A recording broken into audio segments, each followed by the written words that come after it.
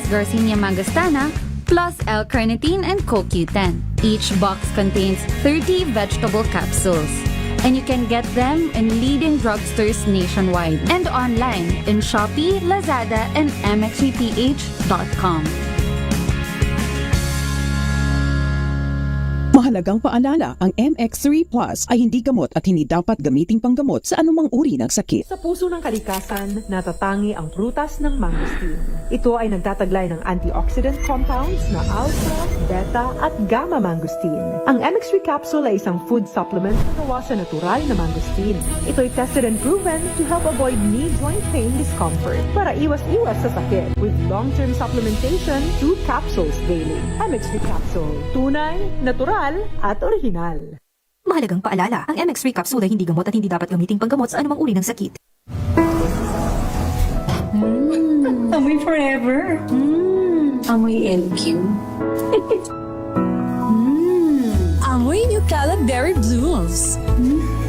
Amoy Kala, amoy good vibes.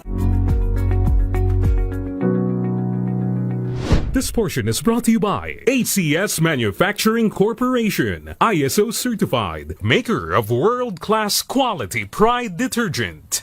Sa patuloy na pagbabago at pagiging advance ng mundo, halos lahat na siguro ay mayroong access at mayroong mobile phones. Mapabata o matanda ay gumagamit na nito sa marami at iba't ibang dahilan at paraan. Ngunit alam nyo bang may pagkakataon na ito pa ang nagiging dahilan upang tayo ay magkaroon ng phobia na marahil ang ilan ay hindi pa aware na mayroon sila nito. Ito ang tinatawag na nomophobia o no mobile phone phobia. Ito ay ang takot at anxiety ng isang tao kapag nahiwalay o nawala sa kaniyang tabi o paningin ang kaniyang mobile phone na nagdudulot ito ng panic o anxiety sa isang tao. Mayroon din silang labis na pag-check ng kanilang phones sa buong araw at madalas na mag-alala na mawala ng contact sa kanilang mga kausap. Ayon sa mga pag-aaral, ilan sa mga sintomas nito ay ang pagbabago ng paghinga, panginginig, labis na pagpapawis, disorientation, agitation at irregular na pagtaas ng tibok ng puso. Ayon sa Medical News Today, hindi pa malinaw kung ito ba ay nagmula sa existing na anxiety disorder o mula ito at maihahalin tulad sa cellphone addiction. Ayon sa mga eksperto, bagamat wala pang kasalukuyang gamot para rito, ngunit may mga paraan pa rin inirerekomenda ang mga psychologist upang magamot ito tulad ng ibang phobias. Maaaring sa pamamagitan ng behavioral therapies, paghahanap ng wastong support groups and systems, ilang gamot na mula sa doktor, at self-care strategies na makatutulong upang pakalmahin ang iyong isip at katawan. Payo rin ng mga eksperto na agad na kumonsulta at magpatingin sa doktor kung may sintomas ng maranasan ng nomophobia. This portion is brought to you by ACS Manufacturing Corporation, ISO certified, maker of world-class quality Pride detergent.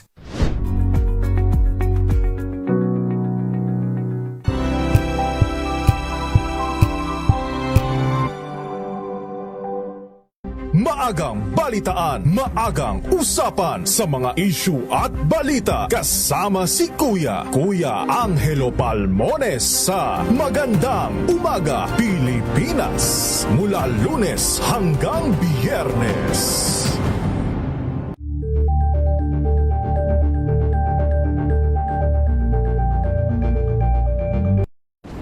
Kung good vibes ang hanap mo, dito ka na sa sigurado! Mula sa mga istoryang nagbibigay ng inspirasyon hanggang sa mga kwentong may dalang solusyon.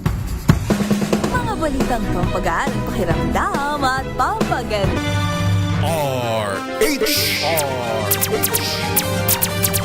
Pilipinas oras natin. 18 minuto makalipas ang 10:00 ng umaga.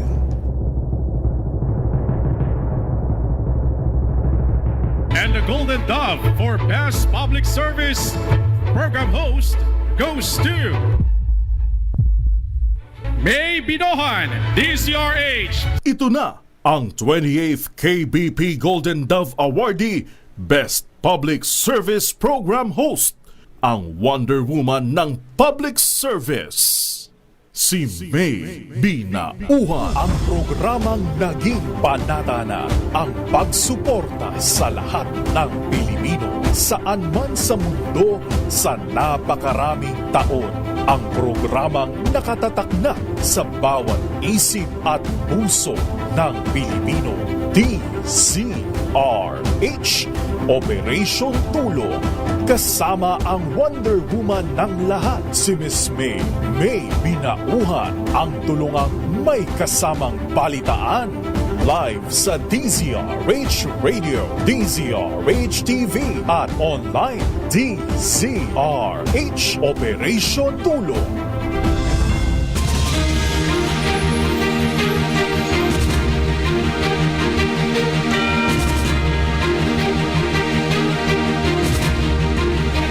Good morning! Magandang umaga po. Happy TGIF. Thank God it's Friday. Happy Friday morning. Aba, ika-27 na pala tayo sa buwan ng Pebrero. It's February 27, 2026 mga kaibigan. One day na lang. Bukas. Ay, di pa naman bukas, one day. Marso na. Muli po, samahan niyo pa rin po niyo lingkod May Binauhan dito po sa DZRH Operation Tulong. Siyempre pa, una sa Pilipinas, una sa Pilipino. Hanggang 11 o'clock po tayo ngayong umaga ng Friday. Kaya dyan lamang po kayo, meron pa rin po tayong pasyente sikapin nating matulungan. Maya-maya po yan, taga Tondo, Manila. Pero sandali lamang. Flash Report. Flash Report! Ang Quezon City Hall of Justice daw po binulabog ng bomb threat.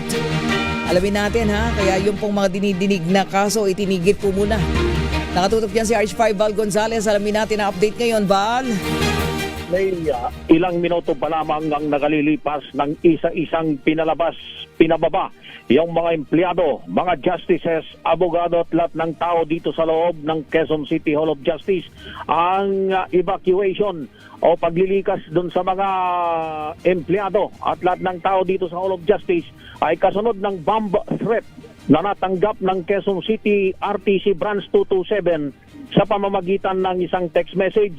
Bago mo ako tawagin, May, ay kausap ko itong si Atty. Ferdinand Topacio at pati may pinalabas dito sa gusali mismo ng City Hall of Justice. Ayon dito kay Atty. Topacio, nasa hearing siya ng marinig nila yung alarma at ang sumunod yung announcement na sila ay kailangan na lisanin itong bisinita, itong pong gusali ng City Hall of Justice. Ngayon ay pumasok na dito gusali itong Explosive and Ordnance Division ay Quezon Street. Val? May. Okay. Go ahead, Val. Nandito sa may loob na ng sa Quezon City Hall at yung mga sasakyan ay pinipigil dito sa natatanaw ko na itong bahagi ng City Hall of Justice at nagkaka-traffic na dito sa lugar dahil pinipigil na makapasok itong mga sasakyan doon sa bisinidad ng Gusali. Nakababa na ba lahat ng mga empleyado ng Quezon City Hall of Justice, Val? May mga ilan pang mga bumababa dahil may kataasan din itong City Hall of Justice. Yes.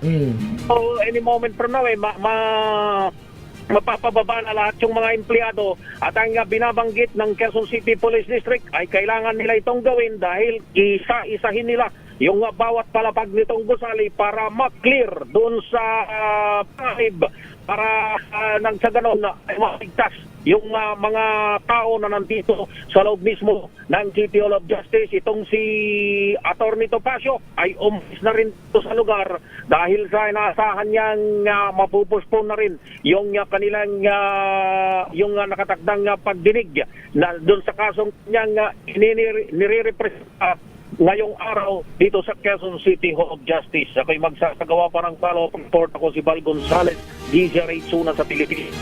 Una sa Pilipino.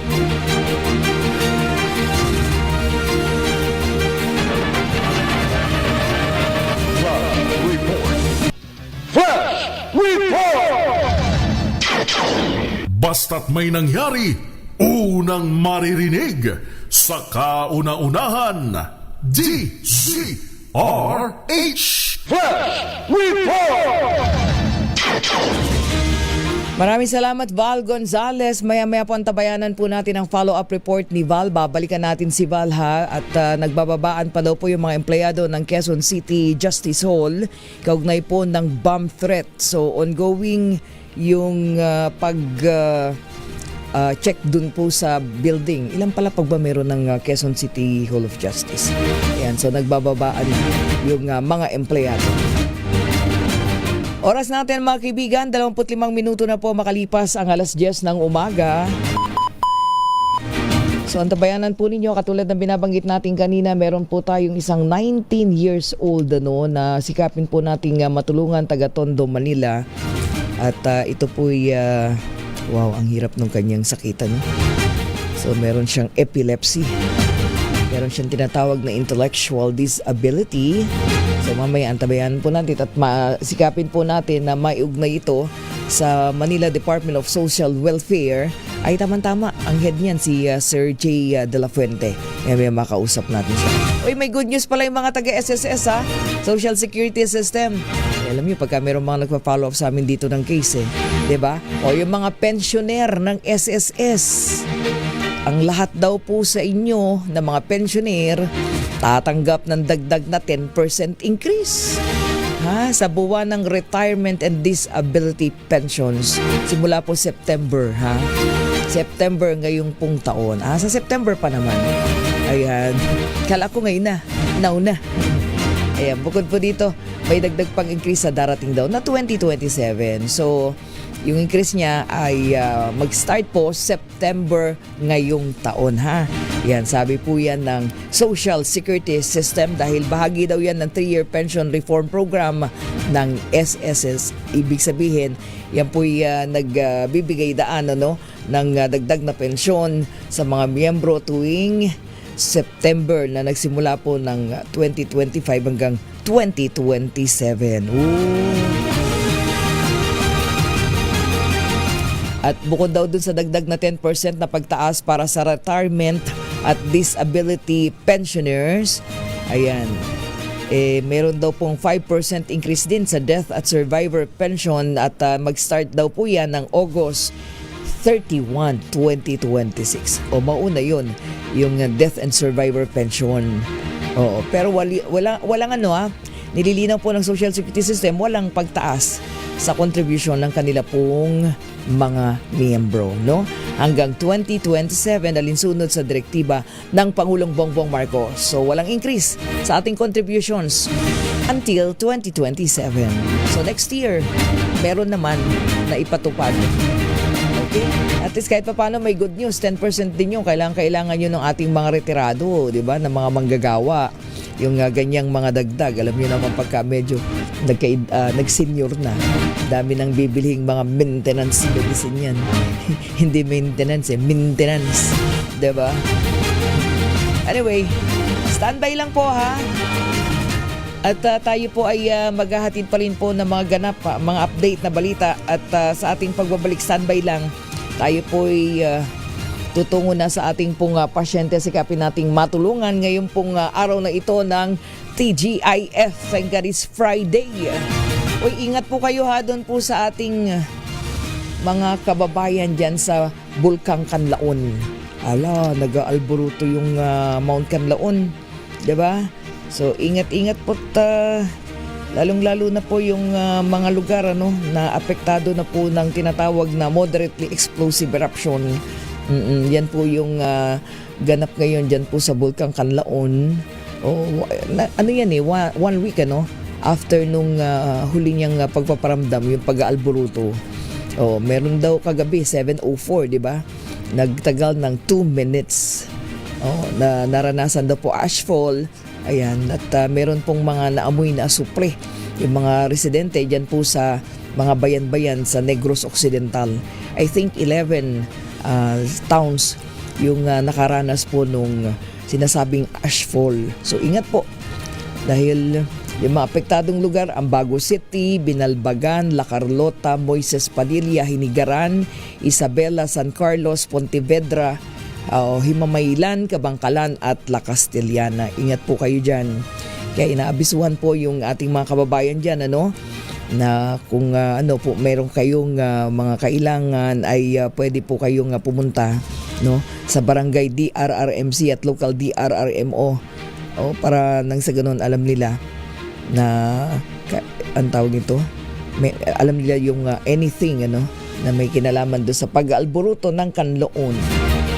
Ingat-ingat po lalo na yung mga may problema sa lungs pagka ganyan na meron pong ashfall. Oras natin mga kaibigan, 30 minuto makalipas po 10:00 ng umaga. Standby lang ha, Kuya Joel Lamata. ZRH Operation Tulong. Ang oras na yan.